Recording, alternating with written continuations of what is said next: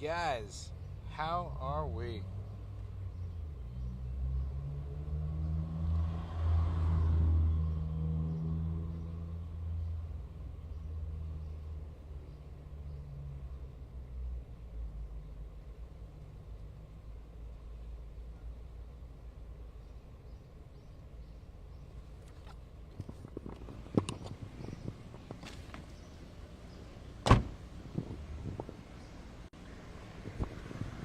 Guys, how are we doing? We are crossing the street without looking. Guys, how are we doing? This is Rafael Feliciano. We are here in downtown Naples. We're about to do another 3-course tasting at Ridgway Bar and Grill with the legend, Mr. Ridgway himself. Here we are. So guys, just in case if you guys don't know, we are here for Restaurant Week. Beautiful, beautiful 3rd Street, downtown Naples. Restaurant Week, guys, so you know. Alright guys, so we're here at Ridgway, Restaurant Week. It's May 31st, June 13th. It's hot out here. I've been eating. We're going to continue eating. $1 from every single menu sold during Restaurant Week going towards our Sizzle Southwest Florida Food and Beverage Scholarship. The event's presented by Mercedes-Benz, Bonita Springs. And listen, I'm going to get in the AC because I really want to eat and I really want to get in the cooler place. So we're going to turn the camera around. Awesome. Here. Hey. Hi. How are you? Ooh, here we are, the dining room of Ridgway. Been here 20 plus years. All right.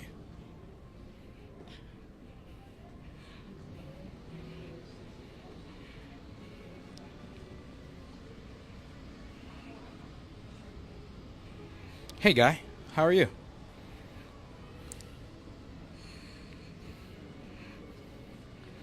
Guys, so you know, Restaurant Week, May 31st, June 13th. Walk into the private room back here. I think service is a little light, so what we're going to be doing is when the service goes light, it just starts recording, and it'll play a little bit later. Mr. Ridgway, how are you? I am very well, thank you. How Awesome. are you today? David, how are you? How are you doing? All right, guys, so we are. David, how are you? Good, thanks. Looks like you're about to be off. So enjoying the rest of your day. Restaurant Week, you guys have done it before. Restaurant Week, 3-course menus starting at $36 for your restaurant. We've incorporated the scholarship this year, $1 going from every meal going to our scholarship for local high school kids. What do you think about that? I think it's fantastic. It's a great cause. And what we're hoping is that the kids don't just graduate from here, that they stay here, and that's most important for us. Absolutely. So we're gonna go right into the food. Like I said, service is a little shaky, so try to stay with us. And then what's gonna happen is once it records, then we'll play it again later. So here you go, sir. So it'll go into memory and then it'll... Yeah. Well, here we are again. So this is an example of Ridgway's 3-course menu, and you can kind of zoom in a little bit on the food. Restaurant Week is May 31st to June 13th, presented by Mercedes-Benz of Bonita Springs, and here we are with Mr. Ridgway himself. Well, I don't know about himself, but it's, as they say, I am he. Well, you know, kind of a local legend here. I mean, tell us a little bit about your history here in Naples, Florida, Southwest Florida. My first day of business was October the 4th of 1971. I was 6 weeks out of the Air Force. I had done my 4 years and was looking forward to my next service. Thank you very much. I was looking. That didn't happen in that era. No, that did not happen in that. Especially when you came back from Vietnam, that did not happen in that era. Looking forward to the beginning of my restaurant career at that time, and not really knowing where I was going, because I was not a trained cook. I was not a trained restaurant person. I was a person who loved food. And listen, I'm not anything in the food realm other than someone that loves food. So I mean, you know, I think you can make it work. In the early days, it was really simple in that I didn't know that I was wrong. So I just kept going forward, and I would try things. And the funny thing is, by the fall of 1972... Who were you cooking for around that time? Just yourself, friends, family? No, I'm in Naples in business. I'd opened a restaurant in the fall of 1971. So I've been in business for almost 47 years. It's the only job I've ever had. I've never worked for anybody. I mean, I worked for people when I was a kid. Yeah, of course. But as an adult, I've never done anything but work for myself. And it's been really quite unusual when you think about it. And I've only been in the restaurant business. And for the first 25 years, I was on the line morning, noon, and night. And now I write the menus, I expedite, I comment, I try to be... As active. I'm really active, but I try active. to be the strongest advocate for the customer that I can be.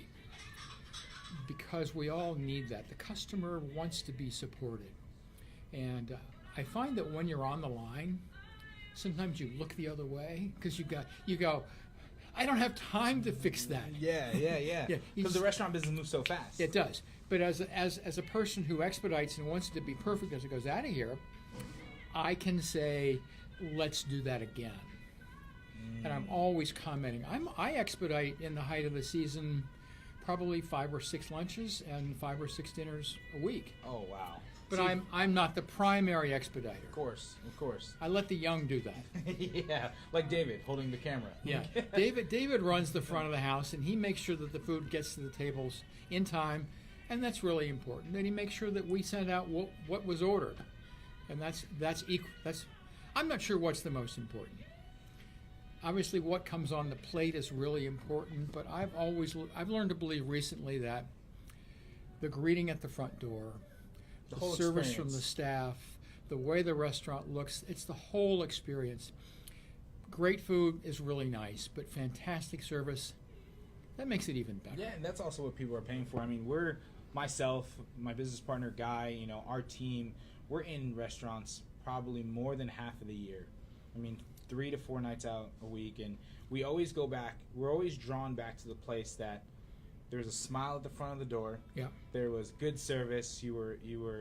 They farewelled you when you left, and you felt that, no matter what the price of my bill was, I had a good experience. It's not something I would have got at home. There's something about walking into a restaurant and just feeling comfortable, whether it's physically or emotionally or culinarily. And if it's all three, that makes it even better. Yeah. But just feeling you walk in and go, I'm comfortable in this room. I'm comfortable with this menu. And I do that a lot. I'm heading off to Chicago next week, and I look at menus. Great culinary city, too. And I always look at the menu, and there were a couple menus that I chose not to go to because I wasn't as comfortable with the menu as I wanted to be. So I'm excited about some of our choices, and I'll look forward to tasting. We're starting off at a great new Italian restaurant in Chicago.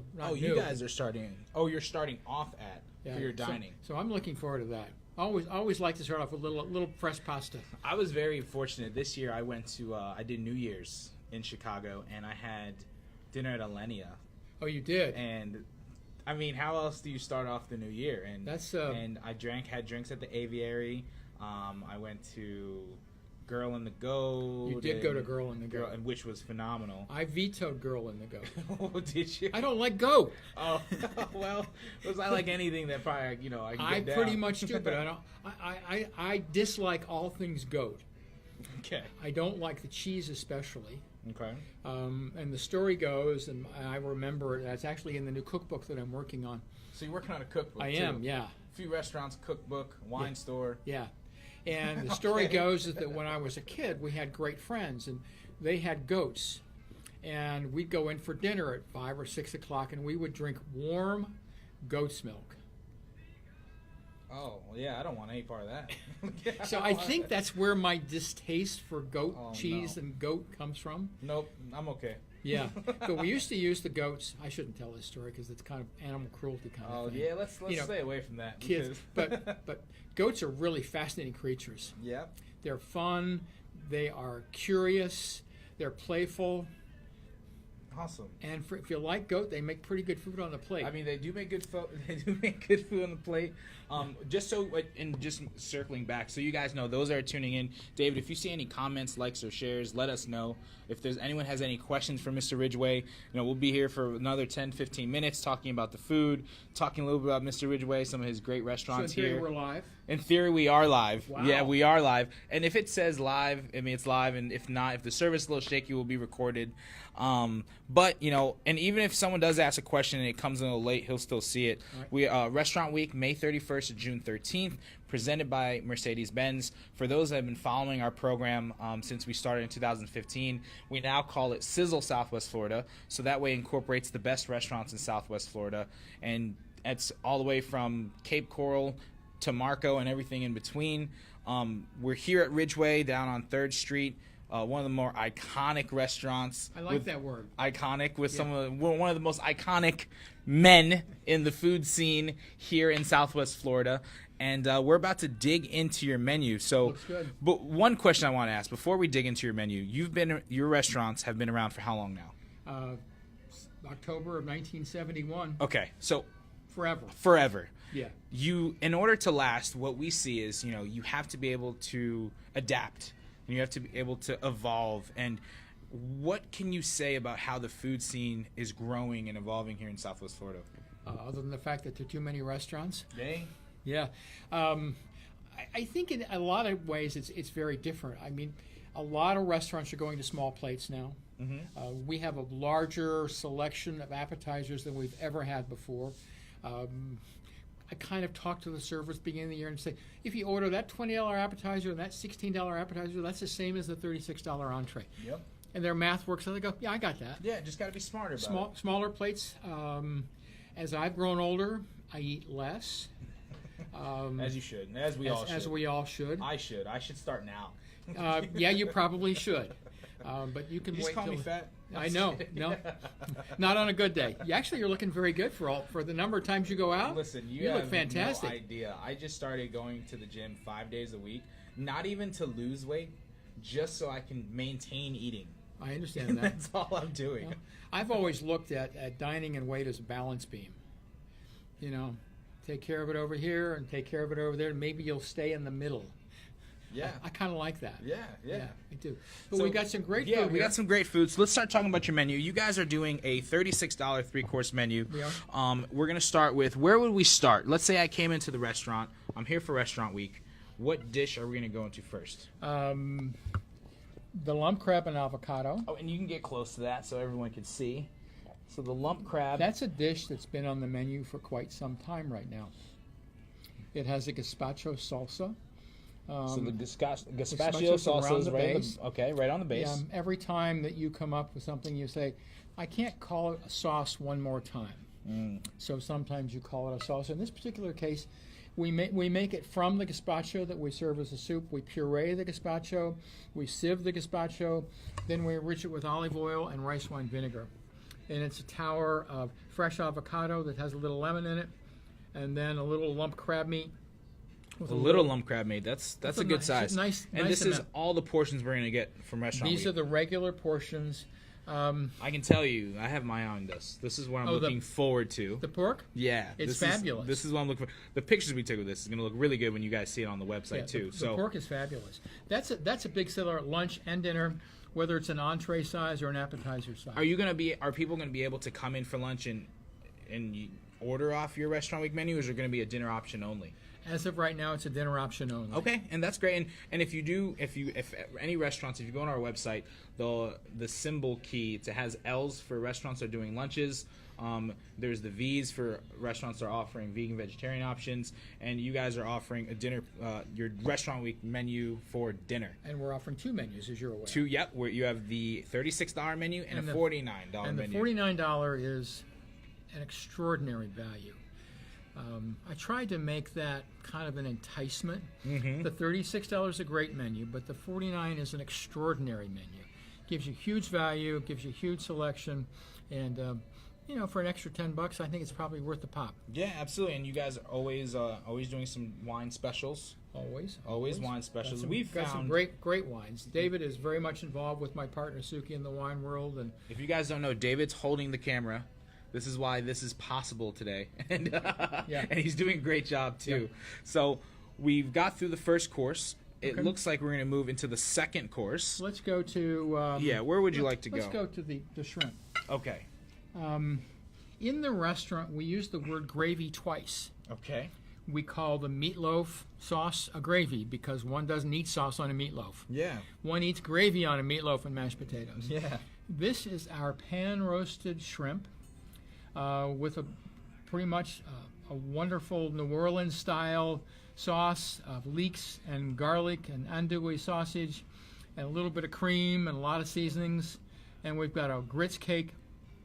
Also has a little bit more chorizo sausage in it. We make the grits cakes. We also serve the grits cakes on Sunday brunch with eggs and a sausage hash, which is fabulous. It's garnished with some fried green tomatoes, and you have the soft of the sauce, and you've got the sauce of the grits cake, and you've got the crunch of the tartness of the tomatoes, which are wonderful. Now, you did say this was fried green tomatoes on top. Fried green tomatoes. Which is great. I mean, I think your menu, I've always said, it's a very... When I think Naples, I always think of the menus that you guys put together. It's a great menu. Right here we have If I'm Being Healthy. Okay. And I am. I probably eat healthy half the time. Well, you have two restaurants, so you know. Just a simple piece of salmon, pan seared. I love my fish seared. A lot of people like it grilled. We grill it all the time, but I like it seared too. I like my fish pan seared. It's on a bed of a vegetable succotash with beans and zucchini and onion and corn, and we've got tomatoes that are just quickly blistered, and it's really, really simple. And you've had this on your restaurant menu. This has been on the menu, and this is a while. real popular. That'll be as popular a dish as we have on the restaurant. That's on the $36 menu. Now, all these items, or some of these items, are they... Every one of these items is on the regular menu. And this is what we want. So for Restaurant Week, and so people that don't know, we try to do Restaurant Week. There's two real reasons. One, we want to make it good for the restaurants. We want to do it during a time of the year where the restaurants can use some business. Also, so that's on the restaurant side. From the consumer side, we want people to go to restaurants they've never had before. So sometimes, you have some restaurants that they put menus together for people to... It's like all new food, and if they like it, if it goes well for them, they'll incorporate it in their menu. But the real smart restaurants, the ones that do well during Restaurant Week, that have been with us for a long time, they put together their signature stuff because they're going to say, this is our first impression. If you've never been to Ridgway, I want you to taste what we have, what we do best, and come back, after Restaurant Week's over. These are our frontline items. Yeah. I mean, of all these items that we're looking at right now, each of them sells hugely. Yep. This is lunch and dinner, big sales. I can see this for lunch. Absolutely. That would be great. There's also a bigger one. Oh. That you and I might eat. All right. Let's slide one more time around. You got that? All right. Let's go this one. You want to go the hanger steak? Okay. Yeah. I mean. All right. That's good. Let's go the hanger steak. All right. We're going to slide that around so we get a better view of it. Tell us a little about the hanger steak. Is also known as the butcher steak. Okay. And in France, it's also called the onglet, O-N-G-L-E-T. And it's called the butcher steak because, decades ago when a butcher used to cut the carcass of beef, they would put all the prime cuts out in the case, and they would take that home for dinner because it wasn't that great a piece of meat. And, about 10 or 15 years ago, those of us in our business decided that we needed a piece of meat we could put on the plate that wasn't as expensive as a fillet or a strip or a ribeye. And there are half a dozen cuts out there right now. The hanger steak's been out there for a while, and it's a great cut. It has a... How do you guys cook it? How do you make it? We just season it really well, and we grill it to a medium rare to medium. It's got a big grain to it, and you really have to make sure you carve it against the grain. Mm-hmm. And when you carve it properly, it's tender. The flavor is extraordinary. We have a steak knife. If we had a steak knife, I'd say let's cut it open. You've got one right there. Here we go. Why don't you hand that over to me? No, you're going to cut it. You're going to show. We're going to have you showing us how to cut it. I'll do the chef's duties. Here you go, sir. And I'm going to slip my glasses because on. I don't think enough people know of cutting the meat against the grain. as I can look at it right now, the grain right here is going across that way. And you can get as close as you need to, Dave. So I'm going to what I'm going to do is I'm going to cut here where there is a little bit of a natural break. How do you like your meat? I'm good with that. It's a medium rare that has begun to show a little bit of textural change. That looks delicious. And I love that. That's the color I like my steaks. And I love it because it's color from top to bottom, side to side. And I'm going to let you taste that. Give you a little dip of our demi-glace, which we make in-house. That's perfectly cooked. It's had a chance to rest. Got great flavor. Meat that rests always has more flavor. That demi-glace is delicious. Isn't it good? 100 pounds of bones. 60 quarts of water. I want that on something else. It ends up being 2 gallons. Oh, that's delicious. Then we put some rosemary in it and a little bit of red wine, and we make it just a rosemary demi-glace. And you guys heard it. You heard him talk about, the history of the hanger steak. You saw how he showed us how to cut the steak. He knows what he's talking about. Trust me, the food that was a good piece of meat. It's a good piece of meat. All right. Now here's something. Now aesthetically, this is one of the cooler pieces. It's an exciting piece of meat. We're starting to see less restaurants carry pork, actually. Wow.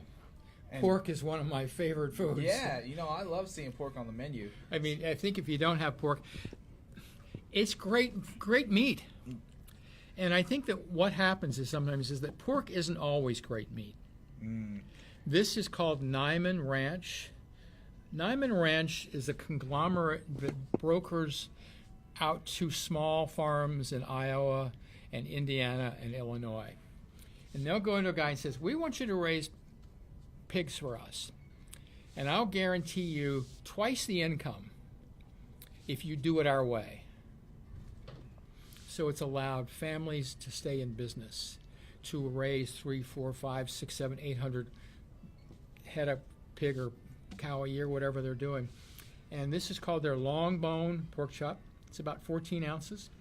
This is 14 ounces. Is that 14 ounces with the bone? That's 14 ounces with the bone. 14 ounces with the bone. So how many ounces of the meat you've probably got 7 or 8, and you got all you need. Which is that's a healthy serving. And the way I like to do it is that I always cut my meat off the bone first. Do you want to show us? Yeah, I can do that. And then, why don't you hand me a fork? I always... Oh, actually, I'll get you a new fork. I always chew on the bone. And remember, guys, I'm left-handed, so that's why I am moving things around so that I can get at. I'm going to scrape a little bit in here. And we are getting a tutorial of cutting steaks with Mr. Ridgway. So I'm not going to lie to you. I have to be very honest. My favorite part of the meat is the one that hangs off the bone. Oh, absolutely. I mean, that's... When you look at the bone, it's still a little bit pink. This is sat for what? Enough time? Yeah. That's good eating right there. I mean, if somebody were to say you could only have a couple of bites, that's all I would need to eat. Yeah. And then in the other world, if I have the chance, I always eat where there's fat connected to a piece of meat. I mean, sorry. Me too. And then on the top, the sauce is just freshly sautéed apples and a little bit of a demi-glace. And it's got great flavor and great texture. And the apples, so is that the same demi-glace? It's similar, yes. It's similar. It has a couple things added to it. The apples are fresh because you can put your fork into them and they still have a little bit of crunch to them as you're going through. It's not as if that's been there for days. This is done fresh. And then we pair it with the sweet potatoes? These are our sweet mashed potatoes. And everybody says to us, how much brown sugar do you put into your sweet potatoes? And that means you cook it long enough so that it does what I call volcano, where the sugar comes out. I'm going to taste this while you talk because there's no way I don't. where the sugars come out one end and becomes this black volcano. It's just fabulous. And then we just puree them with salt and pepper and butter. Great hunk of meat. Nyman Ranch, long bone, fantastic. I was very lucky to get some of the fat in there. Well, it's pretty easy to do. This is pure meat right there. That's probably, as I'm looking and comparing it to a 6-ounce fillet, that's 6.5 Here, look at ounces. that. What a deliciousness. For those of us for whom... That's on your $36 menu? No, that's on the $49. That's on the $49? Yeah. Okay. $36 $36. Perfect. Yeah. This is on the $36 menu. Okay, I so wanted to give we'll go into the dessert. I wanted to give the $36 menu a really great dessert. We've got all the desserts are great. This is wonderful. We have a lot of layers, but there are 3 or 4 different layers. The lighter layer is an almond cake layer. We call it an almond torte layer. Then we have a layer of a flourless chocolate cake. Flourless chocolate cake. And we make 2 flourless chocolate cakes. This is the one that is made with egg whites that have been whipped. The other one is just eggs and sugar and butter, and it's extremely dense. And then there's layers of a chocolate mousse as well, and layers of buttercream. And the taste and the textures are just fabulous. You've got almond, you've got chocolate, you've got the almond texture there, you've got the crunch of the flourless in the center, you've got the richness of the mousse. It's really good. And you guys are known for your our desserts. Yeah. And you make obviously you make all of them here. They're all made here. This is made over at Tony's off 3rd. It's in the case sometimes. It'll be on this menu. And if I were coming, that's what I would have for dessert. Well, except in the $49 menu, there's also a chocolate souffle. Oh man. Okay. Well, An individual chocolate souffle on the $49 menu. And an apple tart on that. You've got the key lime and the carrot cake on the other menu. Those are staples. Oh, I've had the key lime here. I mean, Key that's lime a is- signature. Key lime is a signature. Is that the same key lime that I've had at Bayside as well? Yes, the same one. It's And my people love ours because we put in 3 times the volume of lime juice that the recipe calls for. Because I like to go, I just tasted lime. Yeah, it's a key lime pie. It's a key lime pie. It's Yeah. not, wow, that's really sweet. Yeah, that's a hint of key lime. No, Yeah. it's a real key lime pie. Yeah. And I didn't know what a real key lime pie was until I went to Bayside. Okay. And I was like, wow, this is potent. It is potent. And but I'm from New York, New Jersey, so we don't care about key lime. We love cheesecake. Yes, I you love do. cheesecake and cannolis. I mean, come on, that's what I'm all about. Cannolis are good. Cannolis are good. We did a party a couple summers ago with cannolis, and we filled them about 5 minutes before they went to the table. It was a dinner for 100 and some. We did little miniature ones. It was great because the shells were crunchy. It was just wonderful. They were little mini ones. I just had this conversation with JC, who I'm going to see later on today, and he was with us on one of our other shoots. He was one of our winning contestants, and we were saying that what really makes a good cannoli is the shell. Oh, And people focus on the filling, but if the shell sucks, if the shell's not good. well, the simple thing about the shell, if it's filled this morning at 9 o'clock and it's eaten tonight at 9 o'clock, the shell is going to be moist. I remember when I was doing some research about it, I was looking at all the famous cannoli places in Boston and New York, especially in Boston. You can go in Go Yankees. and this could be war, Are you a Boston fan? much more than a Yankee fan. Oh, man. Are you a Celtics fan, too? No, I'm not a basketball fan. Okay. Football? You're probably a Patriots fan. I am a Patriot. I like excellence. Did I say how much I like Bayside? Where were we? Yeah. The cannoli. You're The doing some cannoli. research? Yeah. Instead of, you can go in, you can buy them from the case. But if you want to take them home, they have a little kit. The shells are in one part. Yeah. The cream is in a pastry bag. And you do it yourself. You do it yourself. Is that the key? That's the key. I thought that was just a stroke of genius. That's cool. Isn't that cool? I don't think I've ever seen that, but that's because I finished my cannolis. I don't gotta take Well, it. yeah, but if you go home and they're for dinner, and you're out on a Saturday morning, you got 50 errands to do, and the first place in line is the cannoli place. Yeah. Isn't it nice that you can finish them at 8 o'clock at night?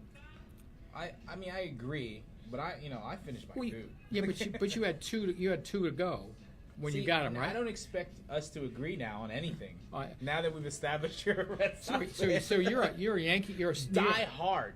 Die hard. Die hard. I really am a Phillies fan. Oh, that's okay. I can have some love for the Phillies. Yeah. When I was young, it was not easy being a Phillies fan in the 50s. They were not setting the world on fire. I've been very fortunate because the Yankees so far. I was born in '88, so for my tenure of enjoying baseball, the Yankees always been at least competitive. It's the Knicks that hurt my heart. It's the Giants that hurt my heart. Yeah. But I'm a Giants fan. Oh, yeah. Yeah, I am a Giants fan. Oh, man, we agree on something. I like that. Yes. Yeah, except when I was a kid, you know, the Eagles against the Giants was always that was the ball game. My brother is an Eagles fan. I don't even know how we get in the same household, and it's just tough around sports. Playoff time. Yeah, so, but I didn't know if I was going to be rooting for the Eagles or for the Patriots this year until the game started. Oh, that was easy for me. Then I became an Eagles fan. It was everything anti-Tom Brady. Yeah.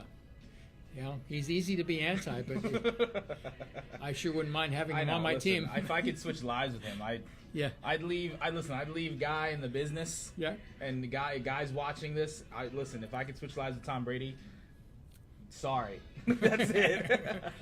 Well, awesome. Listen, I want to say thank you, Mr. Ridgway, nice to for see you. everything. Thank you. This was phenomenal. You dropped a lot of exceptional knowledge on us on cutting steaks and the meats and the history of your restaurants. Restaurant Week, just so you guys know, please like and share this video. Spread the word. It starts May 31st and June 13th, presented by Mercedes-Benz in Bonita Springs. Sizzle Southwest Florida. It's the best restaurants in all of Southwest Florida. And this year, we changed our cause. We changed our mission. We have every meal that's sold from Restaurant Week and all the 70-plus restaurants across Southwest Florida, $1 from every meal is going to the Sizzle Southwest Florida Food and Beverage Scholarship. And for those that are wondering what the criteria is, it is a local high school graduate from a Southwest Florida high school there that is enrolled at FGCU and that is entering or looking to enter into the resort and hospitality program. Because I'm sure you can attest, we deal with over 100 restaurants all year long, and the number one thing we hear is help. Help me with help. Tell us. I mean, how do you feel about us having this scholarship? Do you think, it's really helping the mission, the cause here in Southwest Florida? Staffing is the single hardest thing we all face. And if you can bring us one more front of house or back of one house. more caring person, thank you very much. Of course, one more caring person doesn't go very far with 800 restaurants. Well, in theory, the numbers could be really cool. We're going to see, because last summer we had 50 restaurants. We did 31,000 covers. Post Irma, the Restaurant Week post Irma, that was a tough one for us. That whole time was tough. That whole time was tough. It wasn't. I mean, it was tough for the restaurants. It was tough for our Restaurant Week. So we're looking to come back with a bang. And we have 70 restaurants. We've expanded. We have the scholarship. So even if we did 30,000 covers again, that would be great, because that's a lot of scholarship. That's a lot of money, and to go through the program at FGCU, it's $39,000. So we can either break it up into individuals. We can hopefully put one full kid. We're gonna just see how this goes, and this is our first time giving it a try. But so far, the restaurants have been very responsive towards this.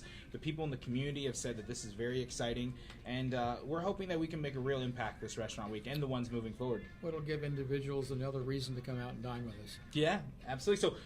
Exactly. You have a reason to come out to Restaurant Week, because it's not just trying new foods, but it's also every time you dine, you're making an impact. You're donating that dollar. If you were to donate that dollar anyways, great. But why not eat while you do it? So I like that. Right? Yeah, that's that old balance beam again. It's all that balance beam, baby. All right, I like it. Thank you. You might be the only Red Sox person that I can shake hands with. So that's all right. Guys, thank you guys so much again. Restaurant Week, May 31st to June 13th. Please like, share the video, and if you want to check out menus and the restaurants participating, SizzleSWFL.com. Thanks a lot.